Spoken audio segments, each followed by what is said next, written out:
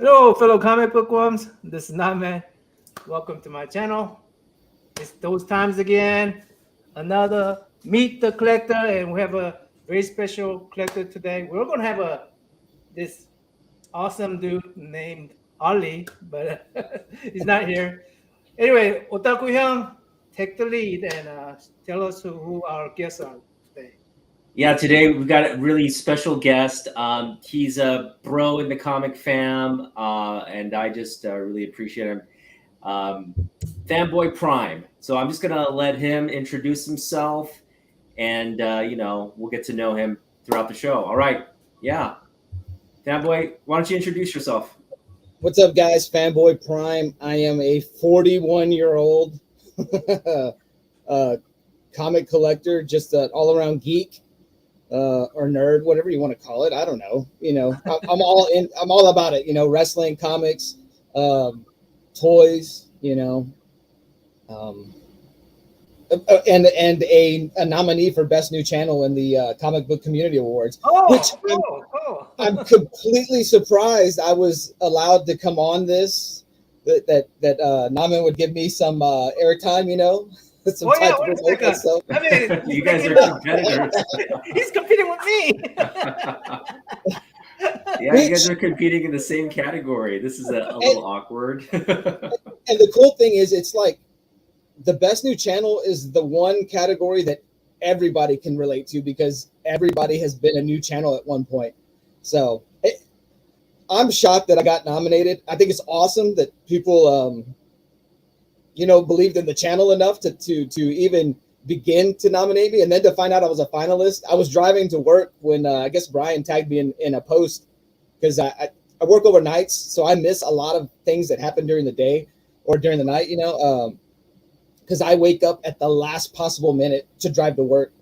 And I got to drive 36 minutes to go to work every day or 5 days a week. And so I found out on the way to work and I was like, well, that's kind of unexpected, but it was cool. It was cool. Yeah. So you started your channel kind of recently, but it's been a real treat to watch, you engage with your son and just talk about unfair comics. Competition. You using Ollie, man. That's unfair. Seriously, that's a ratings driver right there. I've been told I need to get my wife on it too. That that having the presence of a lady on there will jump up the subscriber number. Oh, so. That's true. Yeah, make it a family affair. Why don't you talk about let's kind of get into first of all, let's get into how you got into comics. And then we'll talk about how you got your son into, just collecting toys and getting interested in comics. Sorry, hold 1 second. I'm sending a link to my cousin. He wanted to watch the thing, and I forgot to send it ahead of time. Okay. Sorry about that, guys. How I got into comics? I can remember there's a picture of me when it's like my 2-year-old birthday, 3-year-old birthday, and I'm in a Superman costume and I have a Superman cape. So I always credit my mom for my Superman love. I don't know if she knew the monster she was creating, but I always give her, a big high five, big hug. As far as leading me to that, she had no love or desire for comics, but I guess Superman was. Oh, you just displayed my book back there. You said it, but I just realized I see it now. So she kind of got me along the, to a certain point. And then, you're watching your Saturday morning cartoons. I can remember watching Superpowers. I can remember there was I think it's the Ruby Spears Superman cartoon. Watched that as a kid. Cut to about, I'm 10 or 11. The 90s. Comic boom is happening. I live in a small town. There is no comic shop here now. But when the 90s comic boom was going on, we had 3, possibly 4 or 5 stores at the time. And I have to thank my cousin, Jesse. He was the first one to kind of get into it. And so we would walk to the store. I mean, it was back then you could walk to the store and you didn't have to worry about your kids. But anyways, dating myself there. And we would walk to one of the comic book stores and we would buy comic cards and then we would buy comics. And I mean, this is like right around this time going on. So X-Men #1 had just come out, so it's huge. And right around this time, we heard the rumors of the death of Superman. And it's not the first comic I bought. I think the first comic I bought was an Avengers from a gas station. And but one of the first comics I bought from a comic book store is Justice League '69. I think that's the number. You know, with Doomsday on the cover fighting the the ragtag Justice League, if you will, Blue Beetle, Booster Gold, and I mean I was hooked from then. And yeah, the collecting I did as a kid then was when I could. So I never completed that storyline until years later. But I had a great love for it, and we would transition from going to that store, and then eventually it kind of closed down and became just a strictly bookstore. And then we went to another store that was a few blocks down, John Sports Card. And that was the first time I had a subscription service at like 12, 13 years old. We're helping this guy run his store, just buying from him. So it went from Death of Superman to Nightfall. $4.97, Batman $4.97 is one of the first books I bought. And then, jumped in and out of collecting from that point, because as the comic boom died down, we didn't have anything in town. There was nowhere to go. Comics weren't being sold at Walmarts. Comics weren't being sold at gas stations anymore. So, man, I'm going to say from about 95 to 2001, I really didn't collect comics. If we went out of town, we happened to hit up a comic book store. I was mainly buying toys because I was really into Transformers. I was really into buying Beast Wars toys. But I still always had that love and appreciation for comics. We wouldn't have comic book stores, but we would still get the Wizard magazines at the grocery store or at Walmart. We would still get the Wizard magazines. So I kind of knew what was going on. Segue into the internet becoming a thing, so I could read stuff there. But in 2001, summer of 2001, I moved to San Antonio. So I was in a city that now had 15 comic book stores. And where we moved, there was a comic book store 5 minutes down the street. And that's kind of when I got back into it, slowly got back into it. Cut to, may have been 2004. I started working with this guy, and I always reference him in my videos, Nightwing 207. I was working with this guy. I only call him Beltron. It's not his first name, but his name is Beltron. And he was a comic book collector. And we started going to a comic book store, and he would show me things that were going on. He kind of let me know what was going on because I wasn't buying Wizard anymore. And he lent me like a box, 2 or 3 boxes of comics and great storylines. We're talking about stories like Tower of Babel, Hush, wow, Superman, Batman, Public Enemies. The JLA story, Obsidian Age. And from that, I was hooked. Awesome. I was back in the game. Yeah, that's awesome. And so you have a young son there, and he shares your enthusiasm for this hobby. How did you? I guess it just your love for comics, your love for toys, kind of bubbled over, or was he always kind of interested in it from the get-go? It started because he wanted to play with my toys. So, I should have brought it out. Wait, are you one of those box keepers, or you're take it out of the box guy? I'm a both. It just depends. Okay. It depends on how bad I want to play with it. Right? It's not going to do it with your kid. Well, Ollie has made me more of an open up. Yeah. You gotta play with him at some point. Oh, for sure. Some, the things that just display amazingly, I keep those, like those Superpowers toys I've got recently.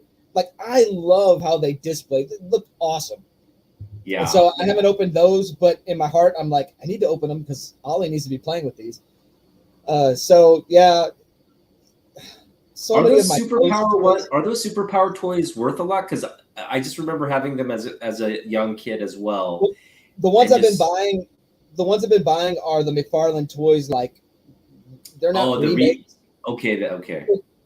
they're retro style. They're Yeah. in the spirit of they. You know, if you squeeze the legs, they don't have the action feature like the old ones did. Oh, okay. So, but I love how the packaging looks, and Yeah.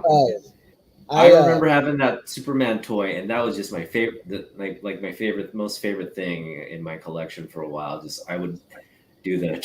That was just awesome. Yeah, and the cape, you could take the cape off. That was awesome. All right, so let's go back to 1992, and talk about the death of Superman. That was such a big, pivotal moment in comics. It was kind of like the Kennedy assassination. Do you remember where you were when you heard the news? Right. So I know Naman Hyung has no idea of what went on. I want to tell you my thoughts about that. Okay. Okay. But yeah, Fanboy, just tell us where were you? Do you remember where you were when you heard that news? I didn't see it on the news. My cousin told me when we were in the comic. No. I'm sorry. The shop owner told us when we were in the comic book store that it was going to happen. And so we didn't know doomsday. We didn't know that was going to happen, whatever. And so my cousin was like, we were speculating what was going to happen. And for whatever reason, it was like Lex Luthor was going to do something, blah, blah, blah. Cut to Justice League 69. And okay, who's this guy? Yeah. So yeah, I can remember when the actual issue came out, Superman 75. I didn't get it. There was a line at a store, and like I said, I'm in a small town that doesn't do anything geek culture wise, and there was a line to get it. Back then, I didn't have my own vehicle. I couldn't get it. In fact, we didn't even live in the town I'm from. We lived on the outskirts.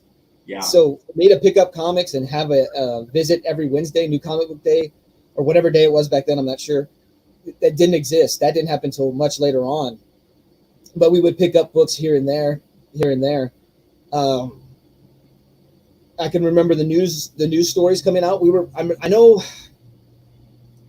remember being in Houston around the time the issue came out, and so we would hear stuff that happened from the news. That was, we're in a bigger city. We're getting some more news outlets to watch, and just being like, oh man, how did it happen? What, we knew he was fighting this creature, but what happened? And so it wasn't until months later that I finally got to read the issue, and it was awesome, and I didn't cry, but I had that empty feeling inside because I didn't know. For me, then it was like, that's it. There's never going to be another Superman comic. Yeah. You know what's interesting about that? So I was in a very transitional period. It was my freshman year in college. So I was just entered college. I'm just making all these new friends and kind of getting to know people. And then we're sitting in like our dorm area with the TV on, watching the news, and it comes on, like the death of Superman, like news report comes on, and everybody else in the room, I didn't pay any attention to it, but I was the only one that was just kind of like glued to the screen going, what? And you're right. You go to the comic book shop, that was an expensive book. It was like a $50 book that had just come out. They had different versions of it, like different, in the poly bags, and different versions of it. So it wasn't an easy comic to access from the start, right? It was kind of, people were priced out. People were buying multiple copies because this was going to be worth millions later on down the line. Yeah. I would have been out. Now that I thought about it, I would have been on full denial. Maybe that's why I don't remember it. Because I would have been full denial. I would have said, no way you're going to kill my Superman. I mean, I would have said, no way. And then I probably protest and not buy the comic books, Yeah. Because, also I would have thought, what, I would have thought, no way they're going to keep him killed, That's what I thought too. I thought no way they're going to do Captain Marvel on him, Yeah. I don't know if you guys...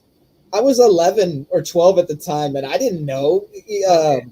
That's a big shock, right? That's a big shock. I was 90, so that's what. How long ago was that? 92. So how old were you? Yeah, almost 60. So yeah, 20, 30 years ago, right? 30 years ago. So I'm 30 something. Yeah. 32. Yeah, I'm 30 something. Yeah. Yeah. I was a freshman in college, and I was shocked. Because he's my favorite character, so I was like, man, you just lost me, man. I was so upset. But I also, in the back of my head, thought this is just a gimmick. They're going to bring him back somehow. And it took a while, but eventually he did come back. But yeah, it sparked. Yeah, that was at a time before I fully understood the idea that, oh yeah, you kill him and you bring him back. You kill him and you bring him back. For me, it was just so. Yeah. I've learned to see things differently now. All right, so we're going to get into your collection now, and as you're introducing, what you collect, we want to kind of get a sense of, what characters you collect, what titles you collect, and then we'll get into you showing off your books. Okay, well, hold on. It's stuffy in here. Are you guys stuffy? Yeah, go ahead. Yeah, hold on. I'm cold where I am. Oh, okay. Hold on. I'm sorry. I got my fan running, but and I got my. Oh, I forgot. I am drinking my Corona today. I'm sorry. Let me just get this shirt. Oh no! You're pouring salt on the wound, dude. You're pouring salt on the wound. Are we doing this? I'm sorry. You're pouring salt on my wound, man. Shut off and revealing a Texas University. Yeah. I thought the game was still going to be going on while we were doing this. It would not end. It was 17 innings? No, what was it? 18 innings. You got 2 full games for the price of 1. Wow. So I'm just glad it's not TCU uniform you got there. So so that was the closest 3-game sweep I've ever seen in my life. So game 1, man, game 1 was the real disappointing for San. I mean, it was good for you guys, but I thought we had you. I thought it was like, man, we were up, and it was like, I think 7-3 going into like the 6th inning. I was like, okay, this is a game we can win, but obviously you're worried, right? Because the Astros are such a good team, and man, did they just chip away and fight back. It was that was a series right there. After that game, I was like, it's going to be hard to come back psychologically from that. Anyway, well, that was a warning. I see how you are, FanBoyPrime. It's all good. We'll get you next year. But yeah, hopefully you guys go to the show. Beat the Yankees, man. I hate the Yankees, so beat the Yankees. Me and my cousin talked about it. We said we just want one. And so we got it in 2017. I know it's controversial, whatever. The cheating scandal, whatever. And so going in 19 and losing, and going in 21 and losing, I have to remind him, like, you said just one. So we got the one. It's like, we got to be happy with what we have. Yeah. I'm sorry. I knew I was going to do that the second. I was like, should I put my cap on? But then I saw the final score. I was like, no, we're not gonna go that route. Oh, but man.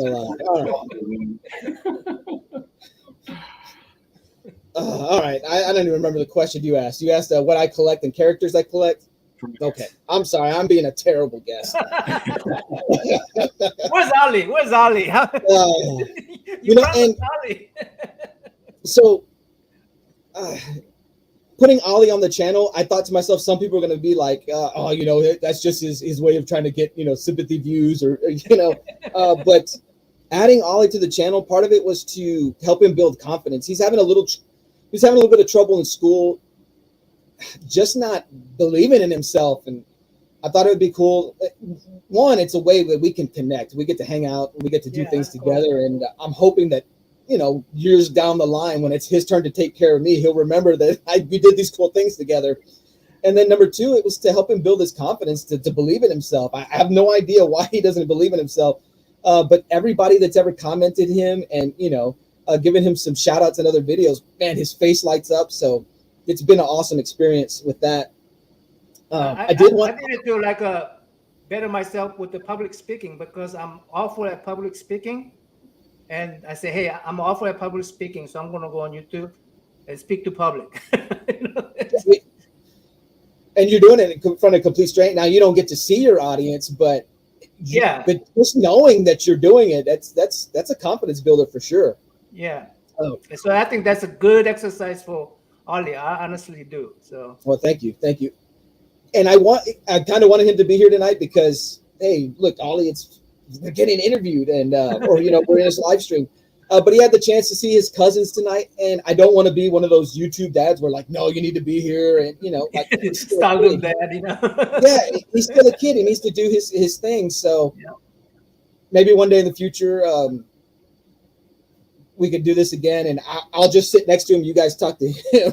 Well, maybe he can invite us. We'll go on his show. As far as what I collect, because the death of Superman happened right, my first steps into comics, because Nightfall happened, because Emerald Twilight happened, DC fanboy, like DC grabbed me. Marvel had me when it came to collecting cards. I kept up to date with Marvel through their cards, the X-Men cards. I have that Jim Lee set. I have the complete set of that. Wow. The Fleer Flare, the Masterpiece, all those, like, those are awesome things. And I always hated that DC never had the great card set to match it. So, so obviously I had a great love for Superman. I continued to collect him, really hit him really hard in this past year. But those characters I first fell in love with, like Batman, not a Batman guy. I will read some good Batman stuff. In fact, if you watch my videos, at the end of the video, I usually put a disparaging picture of Batman at the end of the videos. Just that's me trolling my friend Nightwing 207, me trolling my friend Beltron. He asked me to do a top 10 Batman covers, and I've done it twice. And in one of the videos, I only showed Batman getting beat up on the covers. And then in another one of the videos, I only showed covers where Superman was also on the cover. So I saw him last weekend, and he said, I'm still waiting on a legit Batman top 10. So I got to give him one of those. But I Green Lantern is a big character that I've always liked. I've always appreciated Green Lantern. I just think it's cool. The idea of a space cop, and then his power, the power ring. I came into it as Kyle Rayner showed up, and I was really, really upset that they were gonna replace Kyle, or that Hal Jordan was coming back. I can remember being upset with it.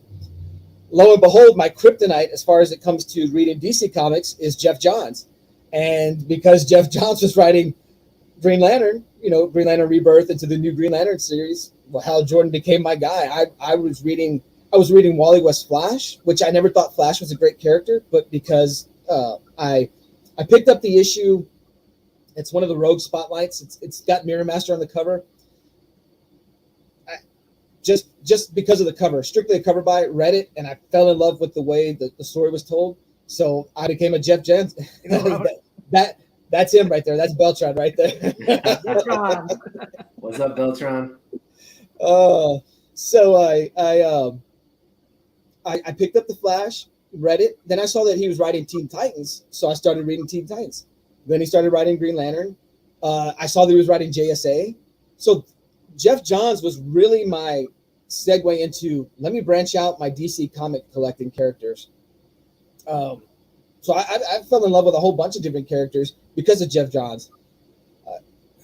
Other writers that I liked, once again, through DC, Judd Winnick was on Green Arrow at the time. And I would go back and buy older, or Beltron would let me borrow older Green Lantern issues with Winnick was on Green Lantern. It was good stuff. He did The Outsiders. So this time period of when I got back into comics, 2004, 2005, 2006, 2007, the countdown to Infinite Crisis came out. And it's like, even before that, everything was building up to Infinite Crisis. So I bought almost everything of this time period, and what I didn't buy, I'm buying now. I'm trying to collect the full DC catalog of 2002, 2003, 2004. Wow. Just it's, I mean, obviously if I get them on the cheap, but because the universe was so tied together then, like I loved it. I know there's a lot of people who don't like that, you know, they want each title to run on its own, but I love the aspect of a connected universe. And after Infinite Crisis, I didn't feel like that was the case, and that's kind of when I stepped out of comics again. And then the New 52 came, and I just didn't connect with it. But when Rebirth came, that's when I got back into collecting comics, and that was the first time I collected while I had Ollie. You know, he was what was Rebirth, around 2016, so he would have been one and a half, 2 years old. So that's when we really came into where we are at now. Rebirth, buying comics then, him growing up into a world where I was buying comics. So. Yeah. There's been a lot of sort of ups and downs in the DC universe. I think that's been one kind of, I think, complaint from, I guess you could kind of call it a complaint from fans that they're just you don't know what version of DC you're getting. Now it's good to have some cohesion now. It looks like DC's back, and they're definitely putting out really, really good stuff right now. So I'm almost to the point where, like, I think both Marvel and DC need to do like a reboot every 30 years or so, because you're trying to continue to carry on stories from 60 years ago. And I don't know, when I go back and I read those books right after Crisis on Infinite Earths, like Man of Steel, so good. It's so good. And it's like, I think Marvel was onto something when they were doing the Ultimate Comics. It was slowly creating a secondary universe, and they should have kept that going instead of merging them. It was just, you know, a fun way that both fans could be reached out. You know, people who were just stepping into comics could read new stuff and step into the new universe. And where the old Marvel titles, where those older fans that didn't want that new stuff still had their place to read and find stories. Yeah, absolutely. Yeah. So we're going to get into your books now, and let's feature some of the stuff you collect, and you can talk about, you know, why you got into these books and what was, you know, what makes it special for you. Okay, I told you guys I'm a bad guest. The notes said like 5, and I grabbed just like 15 books here. Oh, that's fine. That's awesome. That's fine. We love that. So you're supposed to bring something for Ollie too, so represent Ollie. I've got some of his toys. Just books that okay. This one is not my book. This one is one that my friend Beltran gave to Ollie. So yes, Robert's taking all the credit. He's taking all the credit. Well, this is a book he gave Ollie. So this is one of Ollie's books, but I'm going to feature it today for a specific reason. This is man, there you go. That's a big book. Yeah. So this is one of the biggest books, and I'm holding it for Ollie now. Of course, he's going to wind up with my collection, or if we do have another kid, then, you know, it'll be split between them. But, you know, the guy who broke Batman's back, I'll always have an appreciation for that. Nice. One of the, and the sorry, allergies, man. So in my collection, I really don't have heavy hitters. I'm not one of the guys that has to have first appearances, those $400 books, $300 books. I like finding books on the cheap.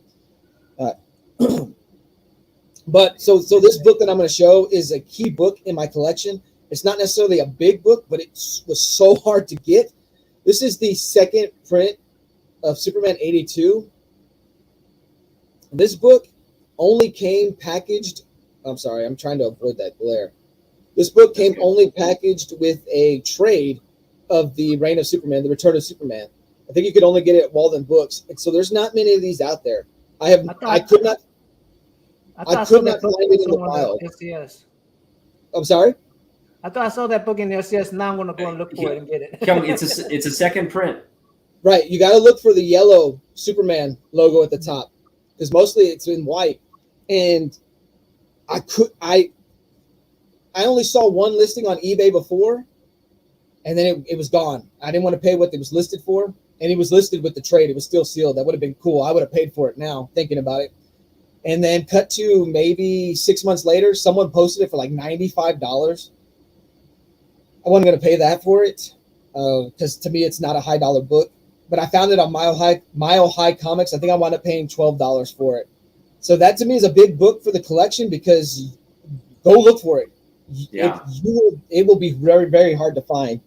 Awesome. This next book that's really like, these are the books that I consider important to my collection are Superman 75, the third print.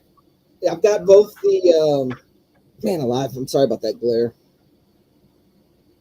I've got both the direct and the newsstand, which the newsstand, wow. That's a similar situation. It was packaged with the Death of Superman trade. So that's a hard book to find too. A lot of people want to sell that one for $100. I found that one on the cheap. It was on an auction and I waited I followed that thing. I was not going to put my bid in to the last minute because I didn't want to, cause anybody else to put theirs in. This was like 5 seconds left. I put my bid in, got it. Awesome. But the direct edition is a special book to me because my grandfather bought this one for me.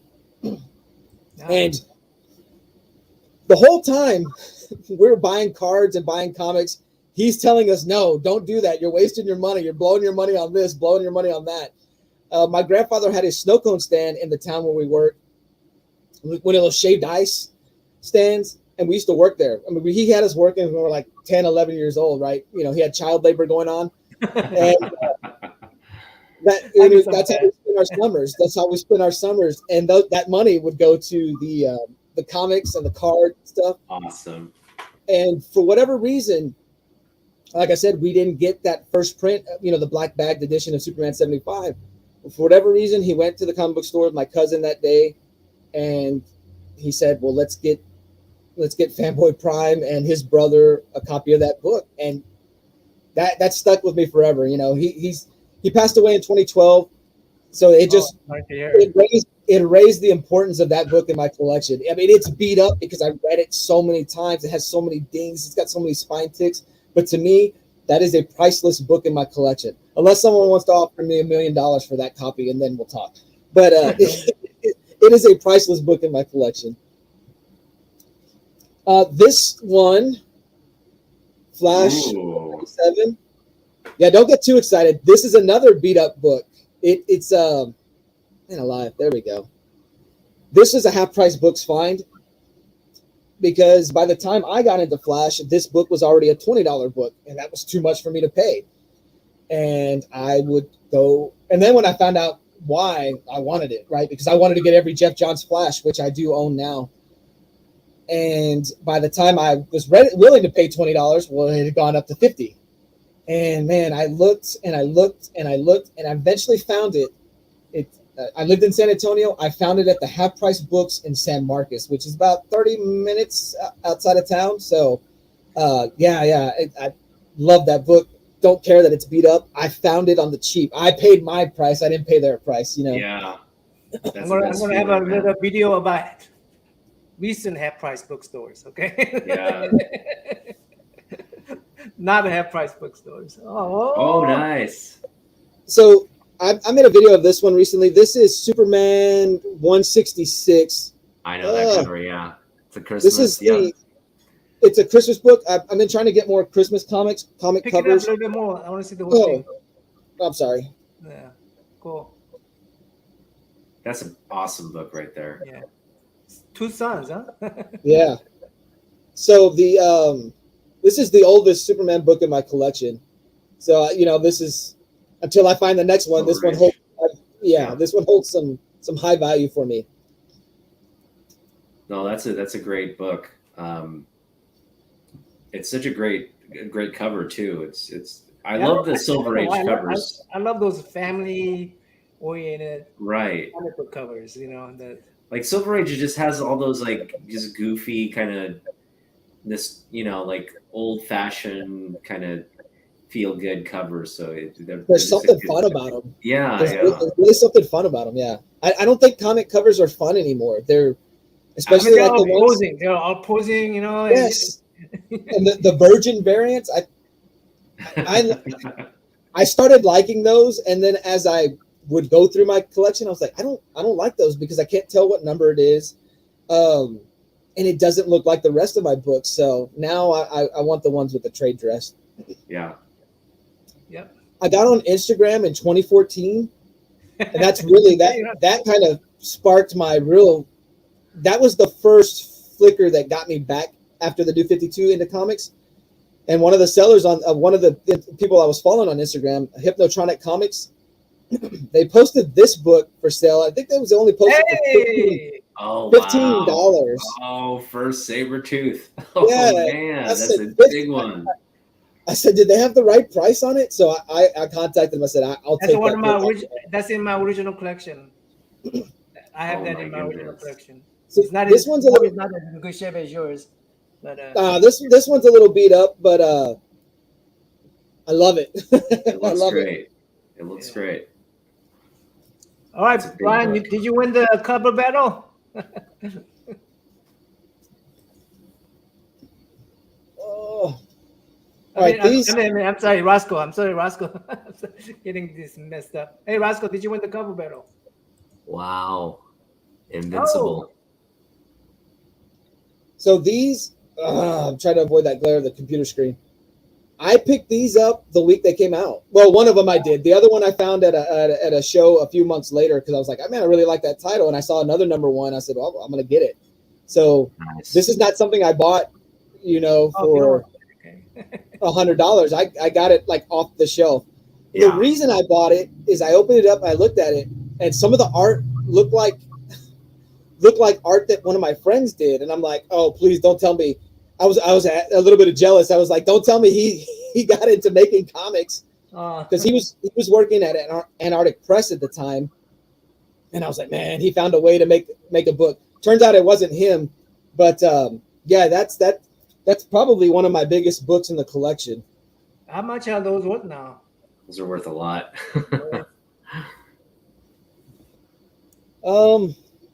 This is the most I've ever paid for a book. This right here. And wow. This is the second print of. Okay, how many prints are those? Because I see those in dollar bins, a bunch of those in dollar bins. Okay. How do you tell them apart? The reason you're finding them in a dollar bins is because the first print, overprinted book. The newsstand, probably an overprinted book. But because of this one has the DC Universe logo, these were only available in 2-packs back in the day.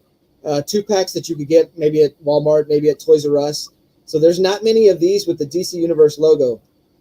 At one point, I think some of these were selling for $400. Wow. And that may be graded copies. This one I found, well, yeah, and even then they're still ungraded that they're trying to, get that much for.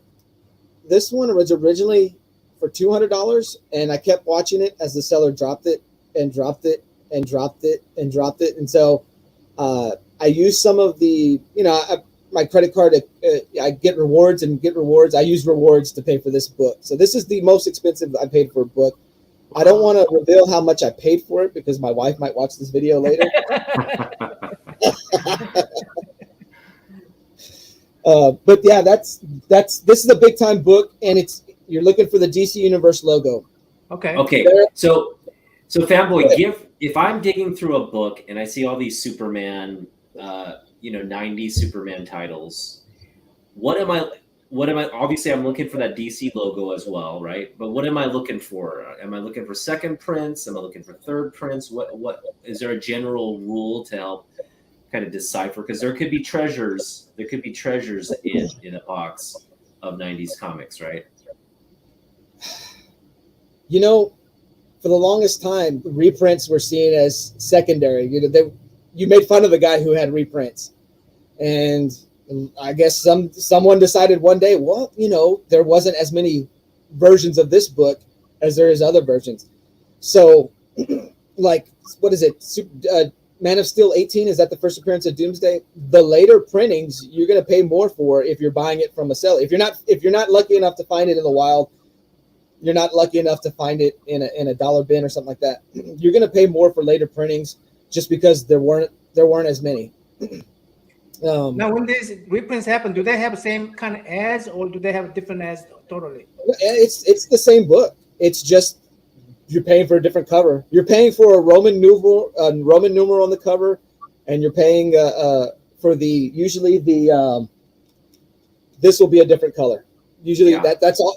That's the only difference you're paying for. You're paying for a different color in the logo there, or the dressing, and you're paying for there's a Roman numeral 2 here. Exactly. You're paying extra for that, and you're paying extra for bragging rights. That's a lot of the comic book collecting community is just, oh, let me brag and show you what I got. But yeah, of course. That's part of the fun, right? I mean, do they have different ads in them, like a different advertising? The No. same advertising. Huh? Okay. Same book. It's sort of like replication rather than reprint. Yeah, it is a little different though. Like they do change the colors and stuff. So yeah. I mean, there will be maybe sometimes there'll be some subtle differences. Yeah. Yeah. It went back to the press, and then so the story with the DC Universe logos. Supposedly they were making those multi-packs, like the 20 packs. Not the Funeral for a Friend ones. Those are only supposedly found in 2 packs. Or sometimes multi-packs. Like I got a no, I guess not. Maybe those are only available in the okay. There's a Funeral for a Friend 9-pack. It comes in a little box used to hang on the shelf at Toys R Us. That one has one of the DC Universe logos. You can find it in that multi-pack. All the others, like the action, let me see, hold on. Action Comics 686, you can only find that in 2 packs. It's the Man of Steel 25. Man of Steel 20. That's only found in the 2 packs. And Adventures of Superman 499. That was only found in the 2 packs. So for you to find Man of Steel 20, Action Comics 686, or Adventures of Superman 499 with that DC Universe logo, that's what you're looking for. Those are the big books. And right now, if I look on eBay, I cannot find a Man of Steel 20 listed with that DC Universe logo. I cannot find a Adventures of Superman 499 listed with that DC Universe logo. So if I say I'm going to complete that, Death of Superman Saga set, getting every printing, every cover, it's going to cost some money. Yeah. those will be the last 2 books I find. Yeah. I thought Superman 82, the second printing, was going to be the hardest one to find because I never saw a listing for it. But yeah, I'm telling you, you're gonna find it in like a long box or in like a half price books. I'm telling you, it's gonna be there one of these days. That's the hope. That's the hope, because I won't pay much for it. Hey guys, you have to excuse me for a little bit.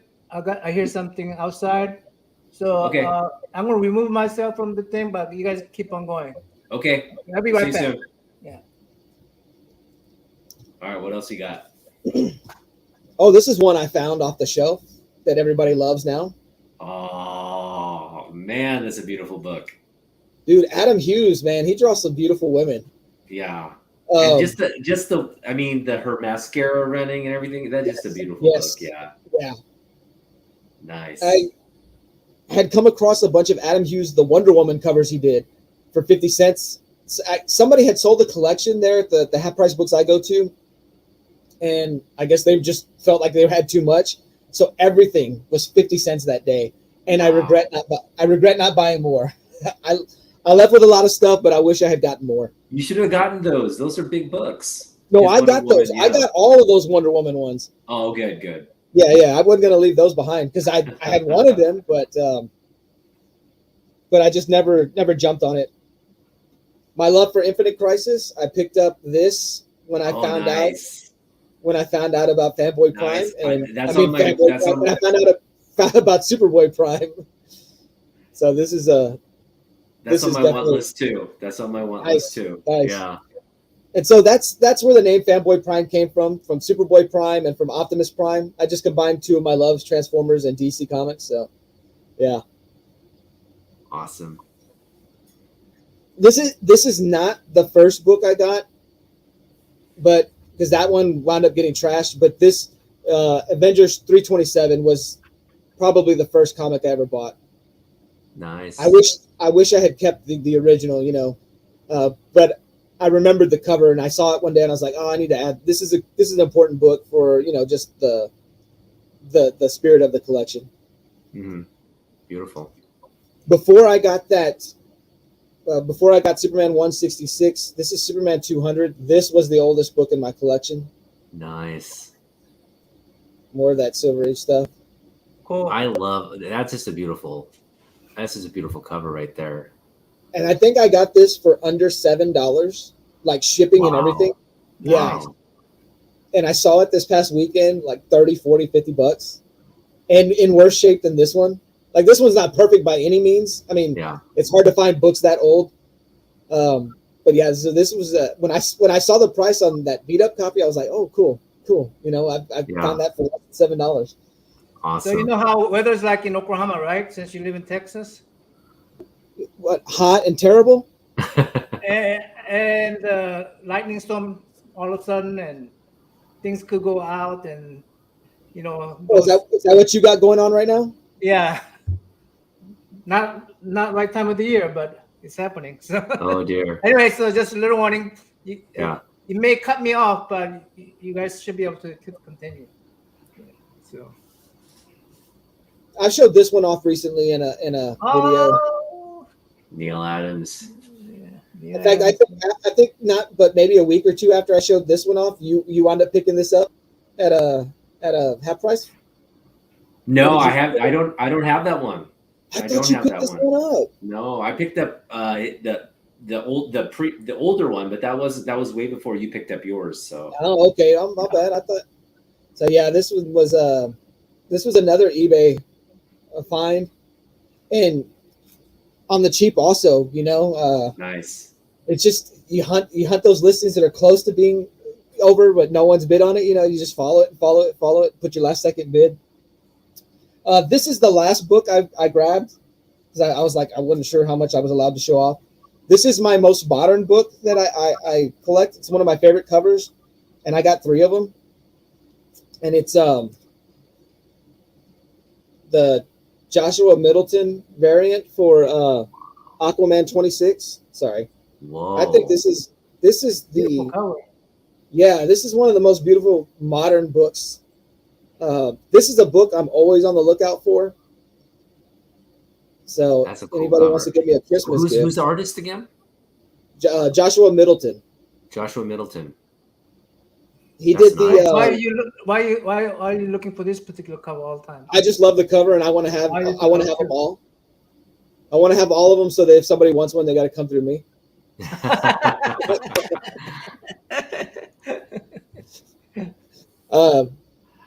That book, that when I looked it up recently on eBay, like $40. It's just one of the ones that people want for the cover. Mm-hmm. I think that's too much for it. There's one on Macari for $15 that I still think is too much. One of those I found at half price without a bag and board, and it's in good shape. Yeah. So yeah, that's probably my most favorite modern cover. You guys have all these half price winning story, and I don't have one. I'm telling you, but it was awesome when I lived in San Antonio because I had access to like 6 different ones.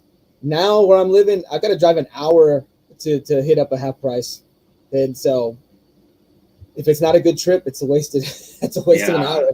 Yeah, no, I feel like so you know, like I'm just worried my half price books is going to change. It's going to change its policy and start pricing things, like putting them all in bag and boards and pricing things out. They call it collectibles. They call it collectibles. Yeah. And I'm just praying that never happens. But when I lived in San Antonio, that was the standard. Comics were not half price. It wasn't until I moved down here, maybe 2016, that I first noticed that, they're actually selling them for half price. Before that, I would really just wait till they were in the clearance bins. My JSA collection, which I almost have every issue, I think I'm 3 short. I think I'm the last 3 issues short because it's not Jeff Johns. I got most of those from the 50 cent bin there at half price.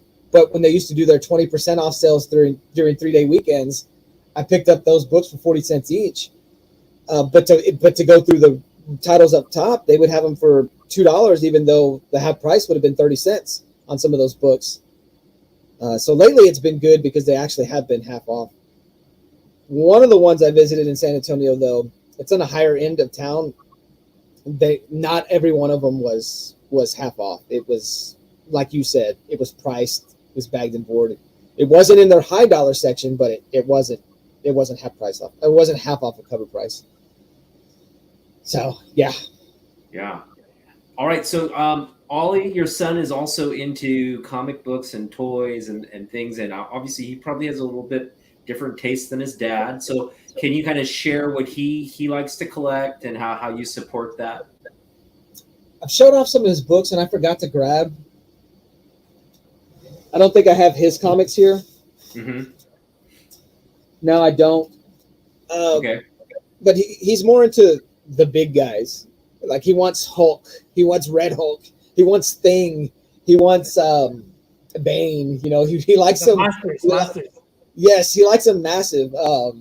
He's a huge Solomon Grundy fan because of the what is it, the Injustice video games. Oh wow. Solomon Grundy is one of my favorite characters. He's one of the oldest characters, right? Yeah. And he loves that idea of Solomon Grundy. That's just, they need to bring him back.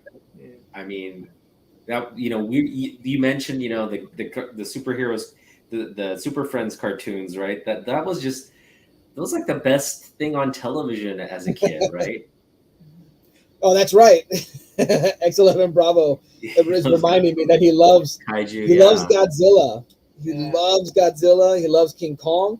In fact, one of his favorite toys is the NECA King Kong. Oh, nice. And he'll tell you you can change his hands. Awesome. Did you give him the Godzilla #1? Yeah. I have not. That is something that will come down the line. But the old Marvel Godzilla #1 is something I want to definitely bestow upon him one day.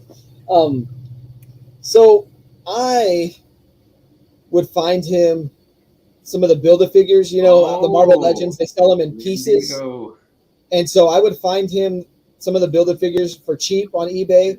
I would find, or if I got a coupon on eBay, like this is one that I think I paid $25 for, and he loves his big guys. This one, he won me over because he really wanted.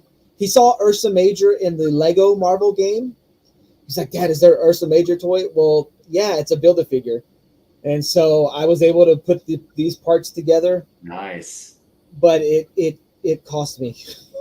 So I bought all 6. Well, I bought 5 of them. I'm going to go back and sell those figures later on to recoup some of the cost. It's just, you should have seen his face when he was telling me how much he loved him. I'm having to slowly wean him off of, like, you can't have everything, but I will get him some of the things that I know he really loves. Like there's a cartoon, Hulk Agents of Smash. And in one of the episodes, Zemnu shows up, and man, he's getting whited out. Nice. Zemnu shows up, and he really wanted a Zemnu toy. That's why I originally got him the Wendigo. I was like, oh, pretend this is Zemnu. Well, then Hasbro, you know, goes and makes a Zemnu Build-A-Figure, so he had to get that. That reminds me. I've been meaning to ask this to comic book community, or toy community, actually. Anybody into those 3D printing stuff and print their own little figures and toys and paint them and stuff? I've seen some of the guys do that, and I think that's awesome. I wish I was as crafty as some of those guys because it's cool looking. They do some amazing things. Yeah, that one of these days I like to see some of those. You know. Yeah, for sure. Yeah. One of the other things he bought, and this is like Todd McFarlane's, the McFarlane Toys. This is their, I can't remember how they describe it. It's their lower end toys, but like, you know, it only has 1, 2, 3, 4, 5 joints. You know, not like the DC Universe collectibles, but it's called Raw 10, and he loved the size of it. It looks really cool, though. I mean, so this is Cygor. I mean, it has amazing detail for such a simple toy. It's hollow. It's really light, but he loved these. So he got this one for Christmas last year. So how does he play with those things? You know, when we go see his cousins play with toys by crashing them into each other and throwing them around. He's not like that. He tells a story and he takes care of his toys and he's like, Dad, this guy's got to go over here and do this because this thing has got to go over here and do this and because of this. And I think that's because we watched a lot of the cartoons together. He's watched some of the episodes of Young Justice and he's like, well, why are they doing that? And I explained to him what's going on. So he gets creative in his storytelling. So do you ever thought about doing skits with these toys and make videos about it with him? We're going to work on that because he has seen YouTube videos of that. My wife has a video of him when he's like 2 or 3 years old.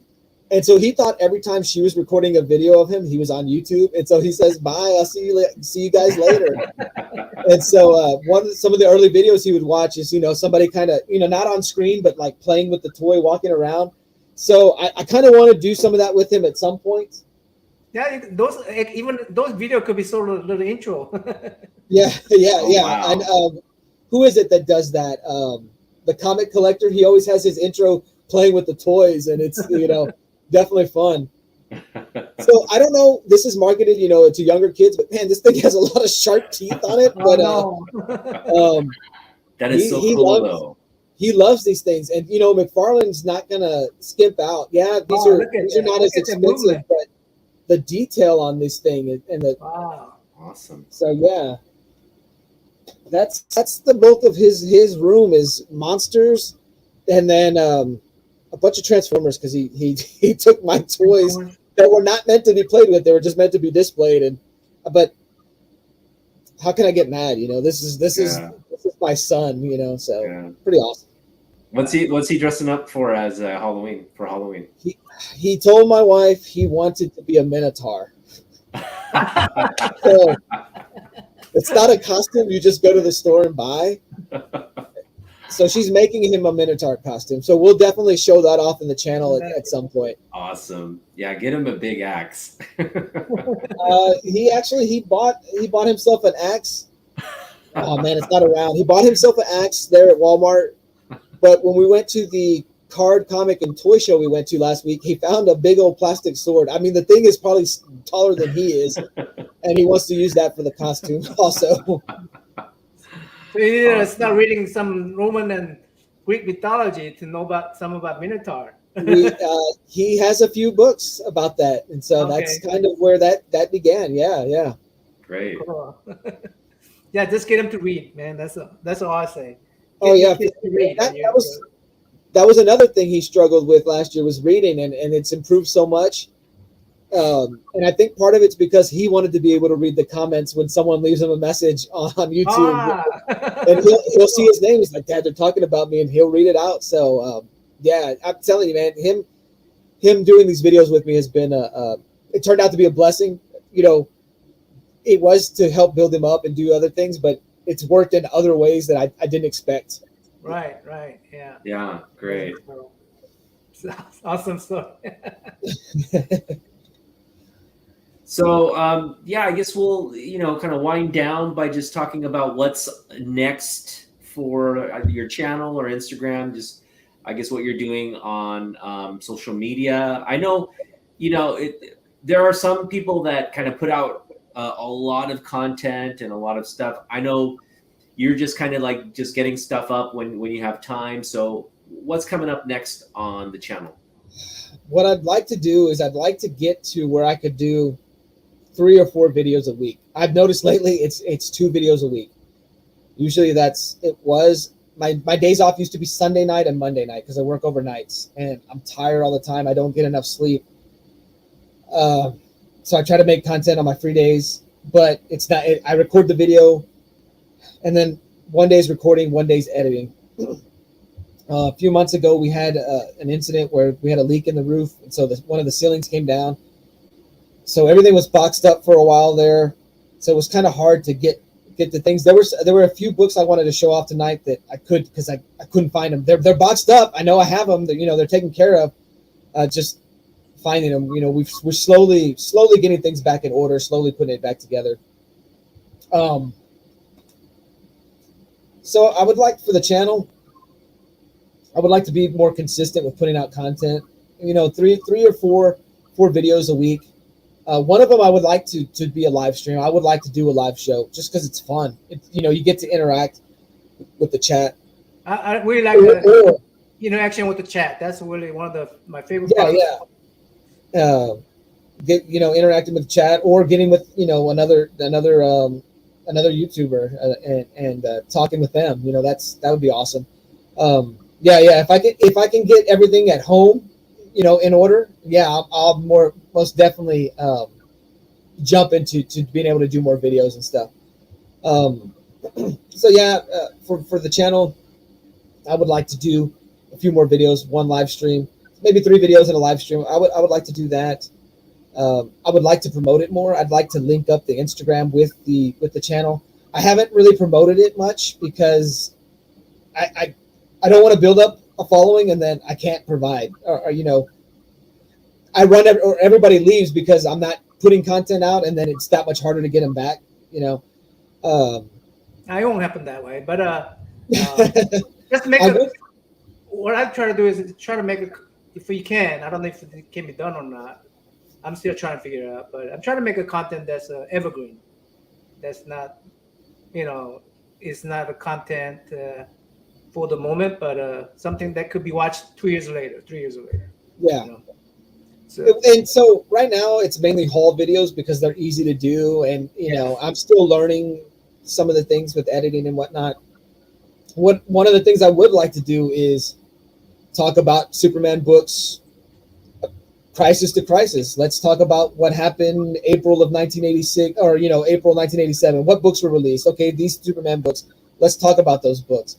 I told you I was buying so much of that Infinite Crisis. I would like to do we talk about this issue, talk about this issue, we talk about this issue, and have a playlist of that. I've tried. I wouldn't necessarily call them reviews. One of my most recent videos was I had just read Tales from the Dark Multiverse. I read Tales from the Dark Multiverse, and I just talked about it. I said, hey, look, I just read this. It was really good. I love the story. I love the art. And I just talked about that issue. It was like a 4-minute video. I'd like to do stuff like that because it was a really, really easy video to put together. I've got to work on how I talk, though, because I do a lot of likes. I do a lot of knows, and I can't stand it. I'm my own worst critic. So I would like to do the channel. If you have that in mind, I think it will eventually go away. Yeah. I think I'm going to incorporate some wrestling into the channel. Oh, okay. Also, you see the Freedom Surfer cars? Oh man, yeah. Do you have any of the original, WWF Superstar action figures? I'm sure you do. Talking about those the JLNs, the big rubber ones almost. Yeah, the rubber ones, the ones that you had they were in the ring as well. You could bounce them and crash them into each other. I have one, and it's one I gave my wife. It's a Macho Man. That's it. Those toys are so awesome. They're just so expensive now. I'm sure, yeah. And then it's hard to find them in good shape because kids were playing with them and the paint rubbed off. But I'd like to incorporate wrestling because I'm a big wrestling fan. It's something I know. You just broaden your audience. I'm not real big on, oh man, I want to one day become where I get paid for it, whatever. Like if that happens, that happens. But like I said, that's why I haven't linked my Instagram and promoted it. Hey, let's get to 200 subscribers, because I just don't think I can be there yet. Put out enough content to warrant that yet. Yeah. As far as the collection, what the next step for that is I want to downsize it. I want to get rid of the stuff that that doesn't pertain to what I'm collecting now. Like I want the Superman titles, I'll keep that, but such and such run that doesn't pertain to the rest of my collection, like that can go. Like it can be time to get rid of that, because if it continues on the way it's going, I'm gonna have a room dedicated to strictly comics, and I'll never read them, or you know, I'll Yeah. never read them. When it was awesome, whenever I had 2 short boxes and I could reread that story, I reread that story.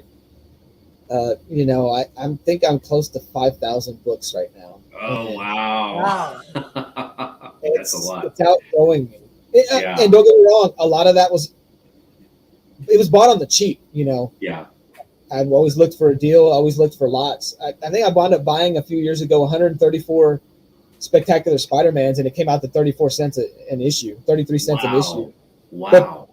But that's nothing I need. You know, that's something that I can actually do away with. I don't really need it. I have some Silver Is Surfers. that early spec Spider-Man? Some of them are. It's more like from 100 to 200. Okay. I think I have a few that are a little early on them.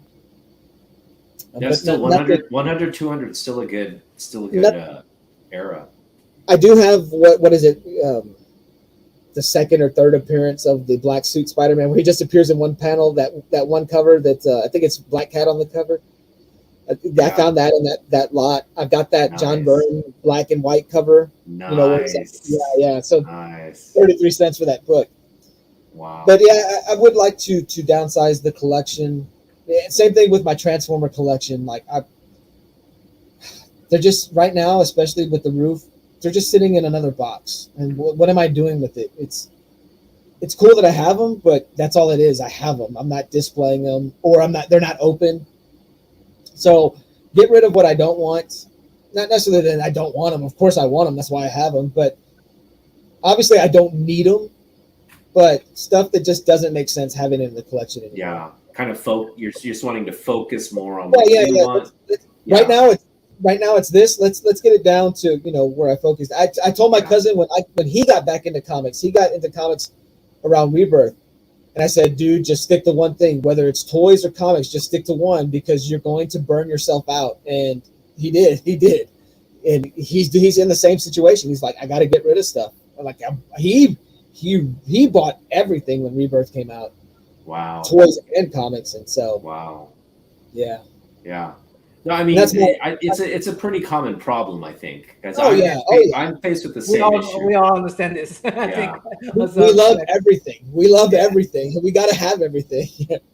Yeah. So, like what you're teaching Ali. Like what you're teaching Ali. You can have everything. I know. It's exactly what it is. And so, and then another thing is my wife collects.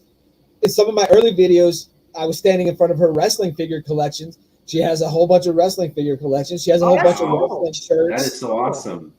And so here we are. We're a bunch of collectors. And if someone walks into our house and they don't know that we're collectors, they'll think we're hoarders, you know? And, I don't want to appear on that show one day where Ollie's crying, Dad, you love your stuff more than me. Maybe I should have a show called Meet the Hoarders. Yep. So, you know, just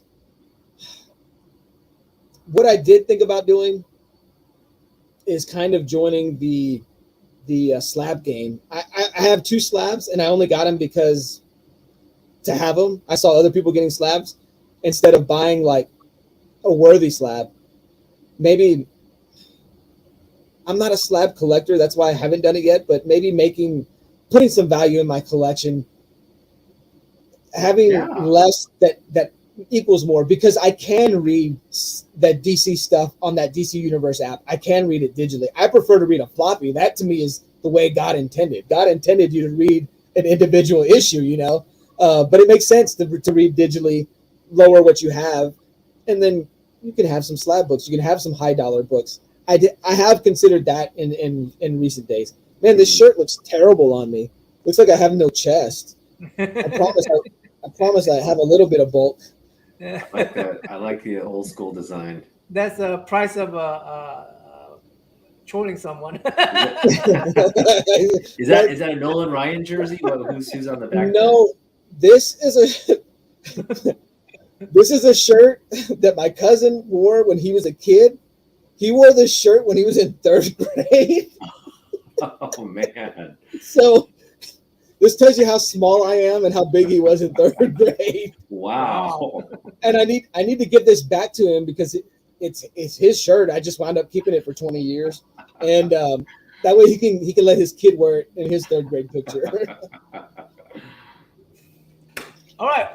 Otaku-hyang, what about you? Yeah. Do you have anything coming up? No, I mean, well, actually, I do have some stuff coming up. I've got 4 books coming back from CGC, and we're going to open that up. It's right now scheduled. 1 is scheduled for grading, and 3 of them are in the encapsulation process. So I'm not looking at the grades, but once that gets finished up, I should get them back in November sometime. So really looking forward to that. But other than that, not much else. Oh yeah. I've got a 15-book trade that I did recently. I'm getting 11 books there. I'll introduce that probably next week, early next week. But that's it. Just going out and continuing to hunt. Yeah. Let's see. Just a reminder to everybody that who are they going to vote for in that? Just reminder to everybody best new channel. Just a reminder to everybody, you could vote for FanBoyPrime for the now. What is it? Newcomers, the best newcomers. He's waiting for me to say this. You could vote for FanBoyPrime, but you're voting for Ali. Okay, that's what I'm saying. Okay, I'm gonna intervene here. So, but everybody has to vote for the collaboration. Everybody has to vote for this one. Oh yeah, vote for this one first for the best collaboration. Yeah, bet for the best collaboration. How's that? The collector. I'll trade with you. Well, so we got to mention, FanBoyPrime is nominated for Best Newcomer Channel, and so please, and Naman Hyung's voted as well. So they're both kind of competing. But if you're gonna vote for either one of these guys. They're both great community members, and just go with what your gut or your heart tells you. And don't ask me who I voted for, because I love both of these guys. So, but put me on the spot. This is only item that I self promote, because this channel is about Otaku-hyang and our guests, and I couldn't vote for anybody else. I mean, so even though they may be the greater channel, better channel, but the awesome guests that we have had and the awesome host Otaku-hyang is, I had to vote for this channel, even though I'm doing the self-promoting here. So sue me. So anyway, I think that's about it. Yeah, we'll wrap it up. I just wanted to say, Fanboy, I got your A-OK, and I just really appreciate. Here's the Fanboy's link, by the way. Here's the Fanboy link, Brian. I just really appreciate you, checking in on me and keeping supporting that and supporting each other on our channels and stuff. So looking forward to just continuing to build on that, and following you and following what you do. So keep it up. Thanks, guys, on the chat room. Appreciate you guys. Stay with us for a little bit, FanBoyPrime. Let's see. In broadcast.